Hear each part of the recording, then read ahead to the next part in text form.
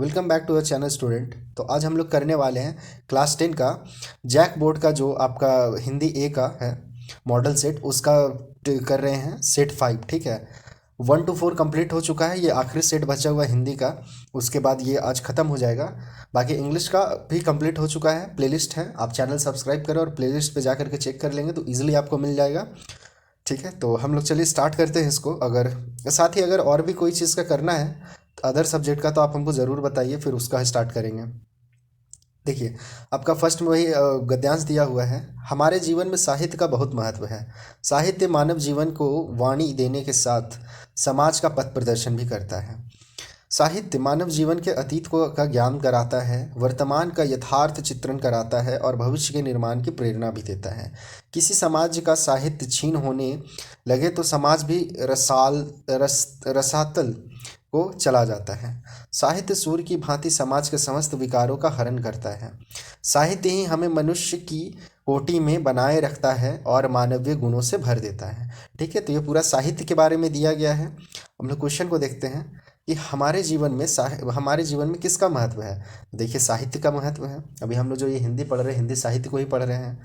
फिर सेकंड देखिए, साहित्य मानव जीवन का क्या है। तो साहित्य मानव जीवन का पथ प्रदर्शक है। ये नंबर चूज कर लीजिएगा, पथ प्रदर्शक। उसके बाद थर्ड क्वेश्चन देखिए, समाज रसातल को कब चला जाता है। कब चला जाता है? जब साहित्य छीन होने लगता है। ठीक है, सी नंबर चूज कर लीजिएगा। उसके बाद फोर्थ क्वेश्चन है, समाज किसकी भांति समाज के समस्त विकारों का हरण करता है। तो देखिए इसका आंसर सूर्य की, ए नंबर चूज कर लीजिएगा। उसके बाद फिफ्थ क्वेश्चन है कि उपर्युक्त गद्यांश का उचित शीर्षक दें। देखिए, हम लोग पूरे में पढ़े हैं साहित्य के बारे में, तो हम साहित्य ही चूज करेंगे, साहित्य का महत्व। ठीक है, सी नंबर चूज कर लीजिएगा फिफ्थ का। आगे बढ़ते हैं तो एक पद्यांश दिया हुआ है। क्या है? मत काटो तुम यह पेड़ है ये लज्जा वसन, इस माँ वसुंधरा के इस संहार के बाद अशोक की तरह सचमुच तुम बहुत पछताओगे, बोलो फिर किसकी गोद में सिर छिपाओगे। देखिए, बहुत अच्छा पेड़ से संबंधित, पेड़ बचाओ से संबंधित आपका है, बहुत अच्छा दिया हुआ है। शीतल छाया फिर कहाँ से पाओगे, कहाँ से पाओगे फिर फल, कहाँ से मिलेगा शस्य श्यामला को सींचने वाला जल, रेगिस्तान में तब्दील हो जाएंगे खेत, बरसेंगे कहाँ से घुमड़कर बादल, थके हुए मुसाफिर पाएंगे कहाँ से श्रमहारी छाया। ये बहुत अच्छा कविता दिया हुआ है। अब इसका क्वेश्चन आंसर हम लोग देखते हैं कि हमें क्या नहीं काटना चाहिए। बहुत ही ईजी है, पेड़ नहीं काटना चाहिए, सी नंबर चूज कीजिए। उसके बाद 7 नंबर क्वेश्चन देखिए, संहार के बाद किस तरह पछताएंगे। किस तरह पछताएंगे? तो जैसे अशोक पछता रहा है उसी तरह। ठीक है, तो 7 का आपका ए नंबर हो जाएगा। 8 नंबर देखिए, पेड़ हमें क्या देता है। तो पेड़ हमें शीतल छाया देता है, 8 का भी ए नंबर चूज करेंगे। 9, शस्य श्यामला किसे कहा गया है। तो शस्य श्यामला कहा गया है हमारी ये जो हरी भरी धरती है उसे कहा गया है। तो 9 का भी सी नंबर चूज करेंगे। अब 10 नंबर देखिए, काव्यांश का एक उचित मतलब एक उपर्युक्त शीर्षक दें। तो जो उचित है, उपर्युक्त, हम सो सॉरी मिस्टेक हो गया, उपयुक्त शीर्षक दें जो सुटेबल है, तो शीर्षक देना है। तो देखिए, हम लोग पेड़ पौधे के बारे में ही पढ़ रहे हैं तो हम लोग चूज करेंगे ये बी नंबर ही, पेड़ पौधे का संहार, संहार। ठीक है, उसके बाद खंड खा व्याकरण चालू हो जाता है। व्याकरण देखिए, कौन सा वाक्य सकर्मक क्रिया का उदाहरण है। सकर्मक क्रिया का उदाहरण देखना है। तो फर्स्ट ही में दिया हुआ है, राम कार चला रहा है। राम किसको चला रहा है? तो कार को चला रहा है, तो ये सकर्मक क्रिया है। फिर 12 नंबर क्वेश्चन देखिए, कौन सा वाक्य अकर्मक क्रिया का उदाहरण है। अकर्मक क्रिया, तो यहाँ देखिए बी नंबर दिया हुआ है, मयूर नाचता है, वही हो गया आपका कर्मक क्रिया। अब 13 नंबर क्वेश्चन है, कौन सा तारा का एक अर्थ है। तारा का अर्थ बताना है। तारा का अर्थ देखिए नक्षत्र होता है। 13 का सी नंबर चूज कर लीजिए, नक्षत्र। अब 40 नंबर में आते हैं हम लोग, दो या दो से अधिक पदों के मेल को क्या कहते हैं। जब दो या दो से अधिक पद मिलते हैं तो क्या बनते हैं? समास बनते हैं। ठीक है, संधि नहीं समझिएगा, संधि तो आपका वर्णों का मेल है, समास आपका पदों का मेल होता है। ठीक है, अब 15 नंबर देखिए, आजीवन कौन सा समास है। आजीवन, तो देखिए आजीवन में आपका प्रथम जो शब्द है आ, जो पद है आ, उसके बाद है जीवन। तो देखिए आ जो है वो अव्यय है, तो ये अव्यय भाव समास हो जाएगा। तो 15 का ही चूज कीजिएगा। फिर 16, नीला है जो कंठ किस समास का विग्रह है। तो ये जो है आपका कर्मधारय समास का विग्रह है। उसके बाद राजकुमार, इस शब्द का कौन सा समास है। तो राजकुमार आपका तत्पुरुष समास हो जाएगा। उसके बाद 18 नंबर देखिए, जो जैसा करता है वह वैसा ही पाता है, रचना के आधार पर वाक्य का भेद। देखिए बार बार आपका आ रहा है, ये एक मिश्र वाक्य है, तो मैंने कहा था इसके पिछले वाले में भी कि मिश्र वाक्य पे आप लोग ज़रूर ध्यान दें। आगे है 19 नंबर में, मीरा के द्वारा पुस्तक पढ़ी गई, कौन सा वाच्य है? मीरा के द्वारा पुस्तक पढ़ी गई है, ठीक है, तो ये कर्मवाच्य हो जाएगा। आपका बी नंबर चूज कर लीजिएगा, कर्मवाच्य। अब 20 नंबर है आपका क्वेश्चन कि जिन शब्दों के रूप में लिंग, वचन, काल, क्रिया, कारक आदि के कारण कोई परिवर्तन नहीं होता उन्हें अव्यय कहते हैं। अव्यय के दूसरे दूसरे किस नाम से जाना जाता है? तो अव्यय को दूसरा नाम से जाना जाता है, उसे अविकारी कहते हैं, ठीक है, अविकारी शब्द। तो बी नंबर चूज कर लीजिएगा। उसके बाद आपका है आगे फिर पाठ्य पुस्तक से दिया हुआ है, क्या है कि हमारे हरि हारिल की लकीरी, मन क्रम वचन नंदन उर, यह दृढ़ करी पकरी, जागत सोवत स्वप्न दिवस, निसी कान्हा कान्हा जकरी, सुनत जोग लागत है, ऐसो ज्यों करुई ककरी, सूतो व्याधि उनको ले आए, देखी सुनी ना करी, यह तो सुर तिन्ही लय सौंपो, जिनके मन चकरी। ठीक है, अब इससे हम लोग क्वेश्चन आंसर करते हैं। तो देखिए फर्स्ट है, प्रस्तुत पद के रचनाकार कौन है? तो इसके रचनाकार आपके सूरदास जी हैं, ये सूरदास का ही पद है। तो 21 का ए नंबर चूज कीजिए। उसके बाद आगे 22 में देखिए कि गोपियों की दशा किस पक्षी की तरह हुई है? तो गोपियों की दशा जो है हारिल पक्षी की तरह हुई है। ठीक है, ये भी क्वेश्चन का रिपीटेशन है, क्वेश्चन रिपीट कर रहा है। उसके बाद 23 नंबर देखिए, गोपियों को उद्धव द्वारा दिए गए योग का ज्ञान किसके समान लग रहा है? तो कड़वी ककरी के समान लगता है। तो 23 का बी नंबर चूज कर लीजिए। 24 है, गोपियाँ जागते सोते सपने में दिन रात किसका नाम जपते रहती है? तो वो हमेशा सिर्फ श्री कृष्ण का ही नाम जपती है। तो बी नंबर ऑप्शन चूज कर लीजिएगा, कृष्ण का। उसके बाद आते आगे 25 नंबर है, यह दंतुरित मुस्कान कविता के कवि का नाम क्या है? दंतुरित मुस्कान कविता के कवि जो हैं आपके वो नागार्जुन हैं। तो सी नंबर चूज कर लीजिएगा। फिर 26 में देखिए, घेर घेर घेर धराधर धराधार ओ, यह पंक्ति किस कविता से ली गई है? तो यह पंक्ति जो है आपका उत्साह कविता से लिया गया है। तो सी नंबर चूज कर लीजिएगा 26 का। 27 में देखिए, अट नहीं रही है कविता में किस की आभा हट नहीं रही है? किस चीज़ की आभा नहीं हट रही है? तो देखिए फागुन की आभा।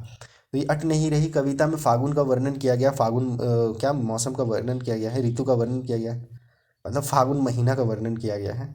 ठीक है, तो ये हो जाएगा आपका डी नंबर। अब 28 देखते हैं हम लोग कि यह दंतुरित मुस्कान में कवि को एक टक कौन निहार रहा था? तो एक टक जो है वो शिशु जो था वो निहार रहा था। तो आप 28 का बी नंबर चूज कर लीजिएगा। आगे देखते हैं हम लोग, बाल गोविंद भगत का है आपका, बाल गोविंद भगत मंझले कद के गोरे चिट्टे आदमी थे, 60 के ऊपर के हुई होंगे, बाल पक गए थे, लंबी दाढ़ी या जटाजूट तो नहीं रखते थे, किंतु हमेशा उनके चेहरे पर सफ़ेद बालों से ही जगमग किए रहता। कपड़े बिल्कुल कम पहनते थे, कमर में एक लंगोटी मात्र और सिर में कबीर पंथियों की जैसी कनफटी टोपी। जब जाड़ा आता एक काली कमली ऊपर से ओढ़े रहते, मस्तिष्क पर हमेशा चमकता हुआ रामानंदी चंदन जो ना के एक छोर से ही औरतों के टीके की तरह शुरू होते। उसके बाद है, गले में तुलसी की जड़ों की एक बेडोल माला बांधे रहते। अब देखिए इसका क्वेश्चन आंसर हम लोग देखते हैं कि बाल गोविंद भगत कैसे कद के थे? तो बाल गोविंद भगत जो थे आपके मंझले कद के थे। 29 का सी नंबर चूज कर लीजिए। उसके बाद आगे देखिए 30 नंबर है कि बाल गोविंद भगत की उम्र कितनी होगी? बाल गोविंद भगत की उम्र कितनी है? तो देखिए इसका आंसर बी नंबर हो जाएगा, 60 के ऊपर। 31 का देखिए, बाल गोविंद भगत की टोपी कैसी थी? तो कबीर पंथी की जैसी थी। तो 31 का बी चूज कर लीजिए।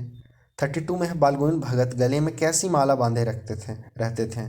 तो ये जो आपका है माला वो जो पहनते थे वो देखिए बी नंबर में दिया हुआ है कि माला तुलसी की जड़ों की एक बेडोल माला वो बांधते थे। ये सारा पैसेज में आपका मेंशन किया हुआ है, पैसेज में भी आप देखें तो दिख जाएगा।